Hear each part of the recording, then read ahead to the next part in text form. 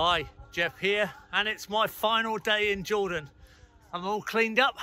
I'm ready to catch a plane to Australia. I just want to show you a little bit of the project and how it's still developing.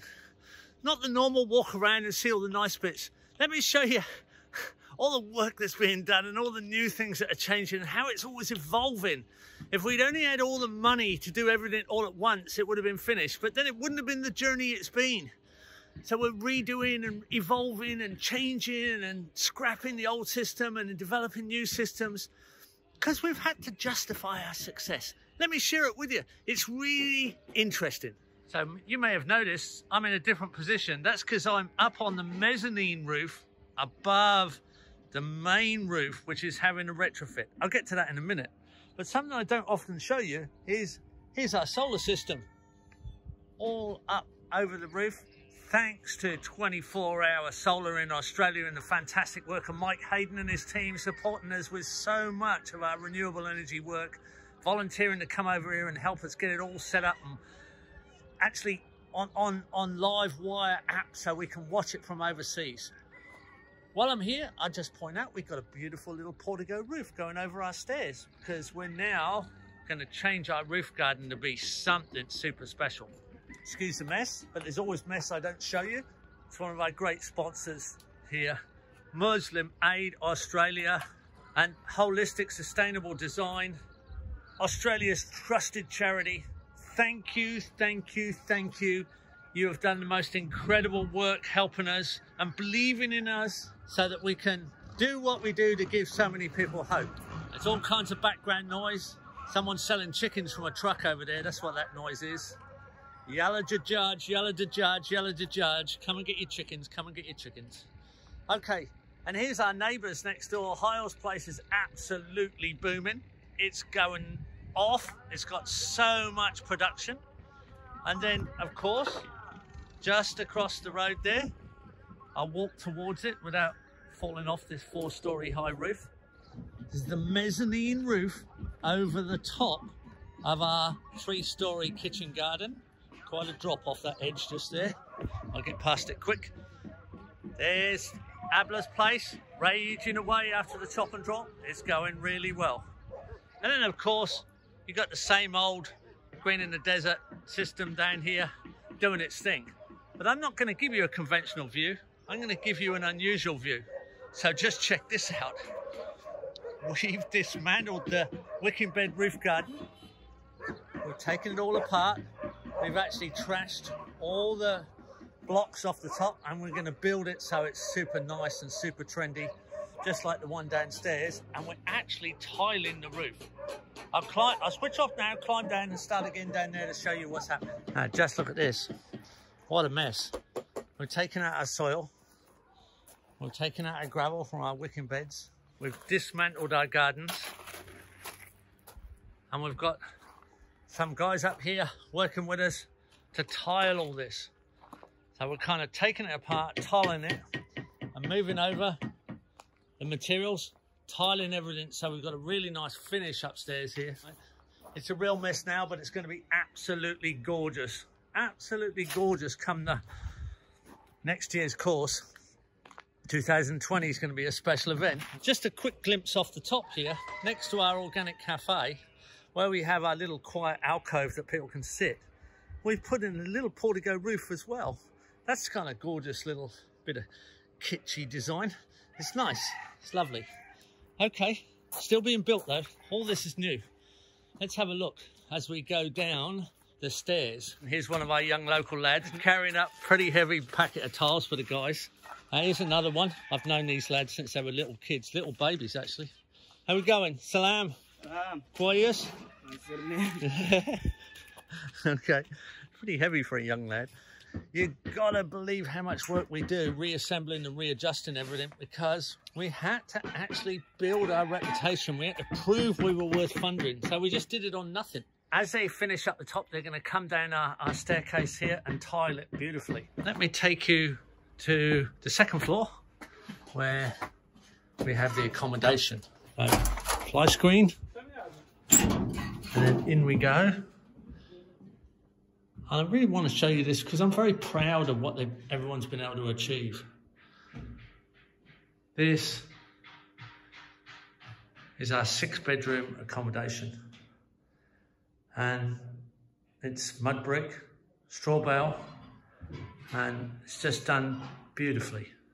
It's done with Jordan style and first world comfort, and can be rented Airbnb for people to get a permaculture experience. So double bed and 2 singles in this one, 3 singles in this one, 3 single beds here. There are these lovely sort of views that go over the project and surrounding area. Lovely light coming in through this one, 2 singles. Here's a double. It's actually the only room that's got an air conditioner. The others are naturally air conditioned. This one's done for people who have that requirement. Here's something interesting. On the window ledge, we've got a pigeon already nested. It's got 2 eggs. So we know the pigeons want to roost in here. We're going to set them up so they can roost actually in the building. One more bedroom here. It's a lovely one, this one. 2 singles. And it looks out over the garden. It's got a great view out towards the gardenscape out there, which is really nice. At the moment, there's a bit of building mess. We've got a water cooler in here as well. We're going to provide a little bit of comfort for people while they're learning. They can sit and relax in here. So you either want to pay a bit more to take a course and take this type of accommodation, or you can camp on the roof, or you can camp out in the food forest, or you can rent this Airbnb to dip your toe in the water and see what it's like to live a permaculture life on solar power, reed bed grey water, food gardens, food forest, chicken compost, and still have an organic meal in an organic cafe at the front. And there we go. We got another staircase landing down to our back, a back veranda that looks out over our beautiful wicking bed garden. Now, the wicking beds are nicely dressed up, and that's what they're going to be like upstairs. They're going to be beautiful with a vine over the top, and it's midwinter here, so all the shades off because it's actually quite chilly in the mornings. But here we have our new classroom. There's a bit of building maintenance to be done around the straw bale mud brick. We had so many people that came to our course. We had 60 people. We had to take down the corridor wall to extend the size of our classroom. And it's made it great, actually. It's made more light and more air come through. And we've dressed up these pillars that were in the middle of a mud brick wall. We had to take the mud brick wall down and recycle the mud bricks. So we have a much larger classroom, which is great. We've also been doing a lot of sewing. So we've set up a sewing workshop for the ladies, and they are producing some amazing stuff. So we've got a nicely organised little sewing workshop area, and we've got all our little products that we're making. We're making wax candles. We're making all kinds of soaps. We're making natural preserves, our own honey, our own olive oil, starting small. So the ladies are making pickles. We've got our own logo, our D logo on them. There's our own olives, our own pickles, our own spices, our own preserves. This is just awesome. The ladies have been so good at taking off with this stuff. As soon as you show a little bit of entrepreneurial, that's all our sewing stuff. Different bags that they're making. Beautiful things, beautiful embroidery. They're traditional embroidery experts, the Palestinians. Most of the people here are Palestinian. The carpenters have made little trays that we can sell. They're all out of recycled timber. They're nice little serving trays. Quite beautiful, actually, considering they're just young lads learning how to do this, like the young lads carrying the tiles. And it's all quite appropriate. So, this is all part of a beautiful evolution that's happened from people helping us to liberate people and give them hope around permaculture as a sustainable system. And it's all been anchored with a classroom teaching permaculture. It all started from some type of basic classroom. And now we've got this gorgeous situation. We're working with schools. We're training people to do all kinds of things. Let me show you one thing while I'm here. Uh-oh, I'm gonna climb over this crazy pile. So while I'm here, let me show you, nearly fell over, but the steady cam won't show you. Look at this. This is our new 4-bath reed bed. It's a recycled bath reed bed coming from a big grease trap at the other end. On our western wall, which hopefully now will be shaded with vines, we got this extra moisture here. So these 4 bars have been recycled into wicking beds to clean up the grey water out of the organic cafe. And that then will also water the vine crop that's going to shade this wall. It goes to a gravel footpath and then down the gravel footpath into our new banana circle. One of 2 banana circles that have been put on site. So down here we've got a banana circle. Looks a bit messy right now, but I'm predicting it's going to be a gorgeous system when it gets going. Another section that's being dismantled, and that's our worm farms. 3 of the baths have gone out the back to make the grey water reed bed with the bars, and there's only 1 left. Needs emptying, it's full of juice in the bucket. But this is all getting taken down because we've got a new system. And this is going to be a nice little quiet seating area. We're going to build some seats here because we really have to be people-centric. We had 60 people here for a course. We had 25 for a 1-month internship. The place was almost on overload. It was wonderful. Everybody loved it. But we need more seating areas, need more people space. We need more quiet space. And just while I'm going past, look at our Lucina. Our Lucina's on the bolt. It's all taken off after we pollarded it. We pollarded just about 3-4 weeks ago, and look at it go. Now here's our little seating courtyard from our organic cafe. Again, funded by Muslim Aid Australia and Holistic Sustainable Design. What a fantastic crew. Here we go. Our portico's just getting finished off. So we've had to move the furniture out. They're gonna timber line the inside ceiling and get it all insulated. Great, it'll be a wonderful area. It always has been a wonderful area, but also during the internship, we made a solar dryer. Look at this, what a beautiful thing. Pretty easy to dry things in this climate, but this does it more efficiently. And the students actually made this with the wonderful, my wonderful co-teacher, Istefan from Hungary. Works in Ireland and comes from Hungary. He was a Hungarian Irish permaculturist and a fantastic operator. I'd recommend him any time as a teacher and a project manager, very practical. And he was working with young Sam Parker Davis, assisting me for 6 weeks, and they did a splendid job. But this is all changing. We've got new electricity going in for lights. We've got power points out here for internet going in, and this is going to be a very useful area. Already is, but we're improving things. Now here's another evolution. Here's Hyle, our farm manager, who does a tireless job, always keeping things going. So here are sub pods. So we have 2 sub pods, wonderfully donated and funded by Subpod in Australia. These are subterranean worm farms.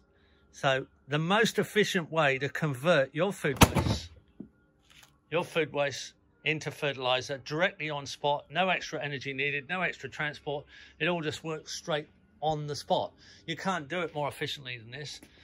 The nutrient goes out into the garden directly and fertilizes the soil without any extra work. Now they also work as seats, so you can sit on this. But we're going to set them up in the middle of our wicking bed garden. So we're going to put in a large garden in the middle of our wicking bed garden. And then, first time ever as far as we know, we're going to set them up on top of the gravel that's in a wicking bed system. So they're going to be sub-pod wicking bed desert vegetable gardens. So we're going to actually set them up so that we're sitting on top. The gravel, let me show you, the gravel in the wicking bed will finish. Then we'll have the shade cloth on top of it. And then the sub-pod will sit on top of the shade cloth directly on top of the gravel. The soil then comes up to here. This is the aeration system. And then you'll get the water in from underneath with the wicking bed, and you'll get the nutrient from the worm farm directly into the garden. And you just have a little bit protruding at the top, which, like I say, you can use as a seat or a rest if you're leaning over the garden.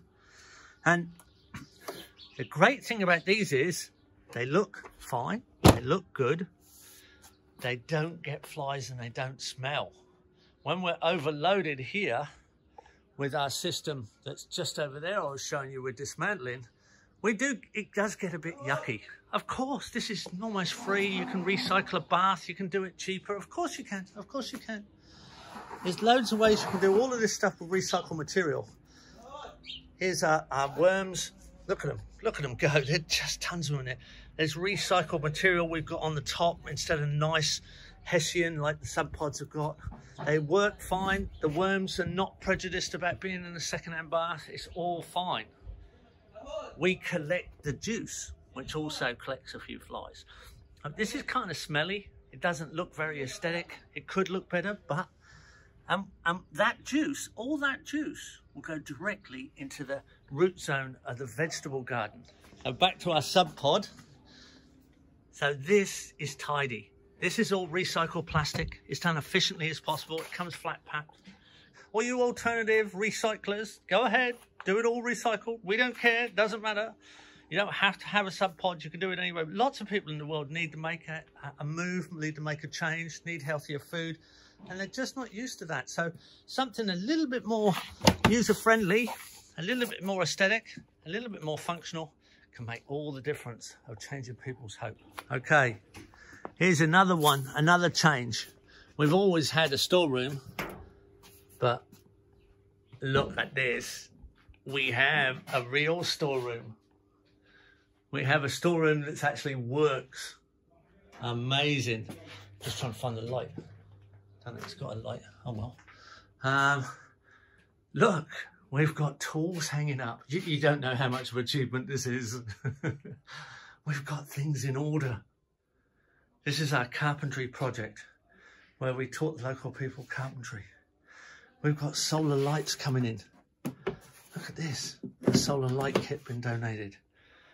You know, we've actually got a compressor that works. So we can teach the boys how to make recycled timber projects. This is a little holding tray made out of recycled timber from shipping from brick pallets.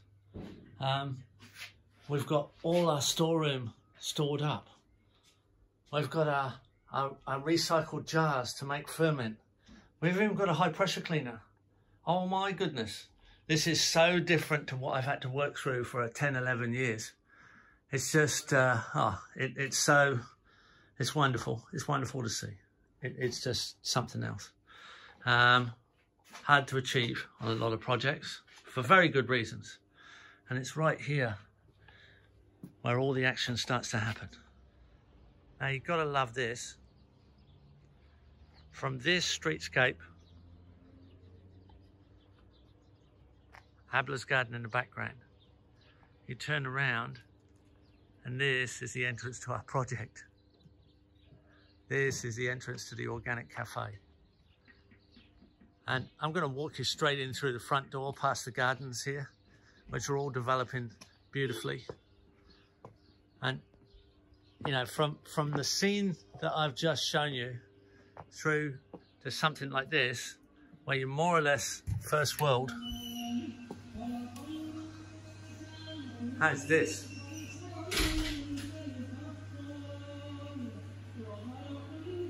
This is what, and people want that little bit of first world interaction while they experience the third world. Gives them a level of comfort. But look at all our products. We actually have organic coffee. We buy from an importer here who has a good coffee shop in the capital, in Amman. But here we have our olives.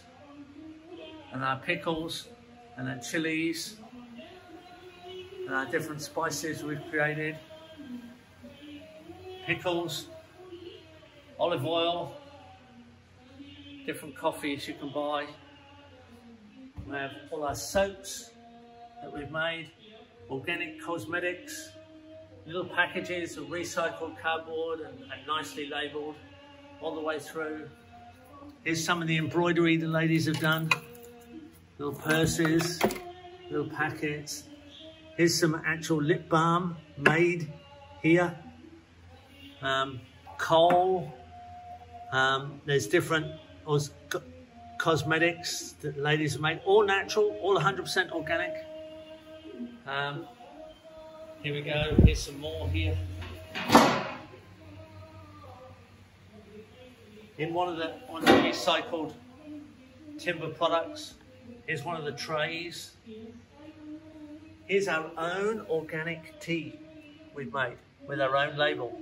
I mean, imagine what it's like to take a course in a place that has such a setup and such interaction. Now, something I have noticed over here that we haven't put in yet, and we didn't get time, we have here pigeon pots. These are actually made for pigeons to roost in. They've all got one hole at the back. They're all perfect size for a pigeon to roost in. And we've got quite a few. And we're actually going to sink them into the straw bale wall. So we're going to actually sink them into the building, and they're going to be nesting in the pot, sunk inside the straw bale wall. It's going to be a great thing. Of course, the site's just evolving and evolving with food forest. Everything's been chop and drop down.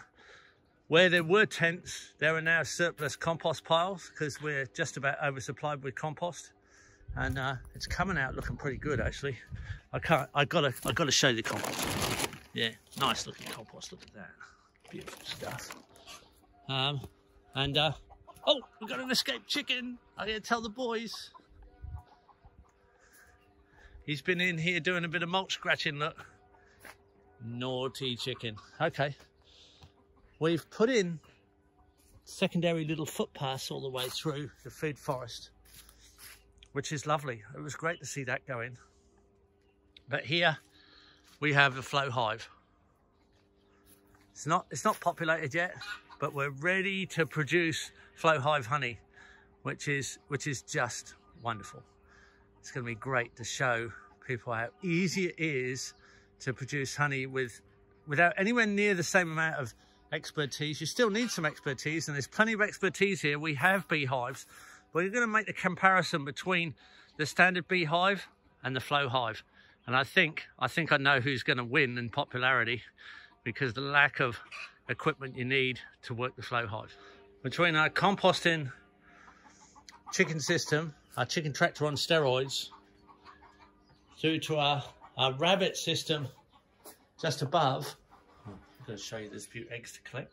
When we come out here, just above, there's a storeroom for manures.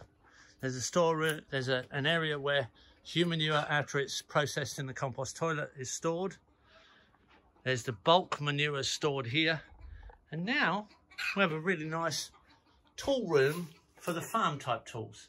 They're separate from the woodworking and mechanical tools. So we're definitely getting more organised, which is great. One of the big changes in the food forest, apart from the secondary footpaths, is that the last crew of interns here for a month, they really got stuck into making sure all the water systems were adjusted. And an area we never got to really finish, up here at the very top of the property, has been finished. So they did work very hard putting in this swale system that goes right along the back wall, and we planted it to hardy species like false olive, just to get vegetation. So, you know, almost every single section of water catch potential is now done. I'm sort of running out of things to talk about. New things being evolved. It's always changing. I'm sure I've missed some. I've tried to include a different kind of subject material for this video. Of course, I can't get away from showing you a bit of the living system. It's a beautiful Albizia Lebec in full seed, one of our long-term legumes. And there's nicely, we don't get a lot of weed problems, so a little bit of paved footpaths, and these are just loose paved footpath. There's a secondary footpath has been added. I didn't think I'd ever do that, but the guys got into it and I thought it was okay.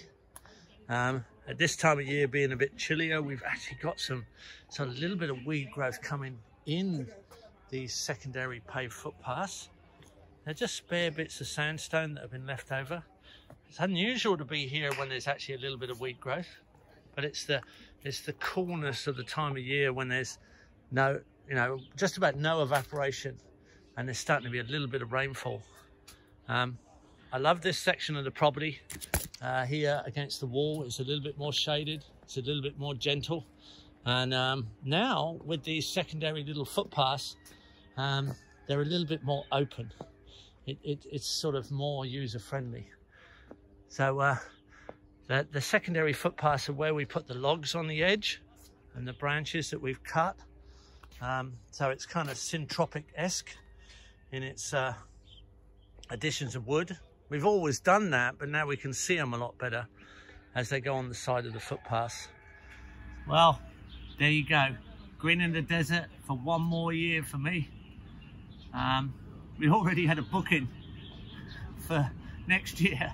Before the end of 2019, we've got a booking for 2020. First one coming today. It's great to be able to do this for people and help them understand. Here's one of my mates. Come on in. Hey. Hey. So this is Mohammed Zaytoun. Come sit down. Thank you. Talk to the people. He doesn't know he's on film. He just walked Hey, in. everyone. So Mohammed's volunteering here. He's a local. We've got more and more people wanting to become permaculture trained as professionals, as consultants. So because we know there's so much work coming, so it's great to have local people getting involved with more and more all the time. And it's lovely to be here when it's just a bit cooler and a little bit more user-friendly, a little bit more general. Here I am sitting in the coat in the desert. So there you go, one more year at Green in the Desert.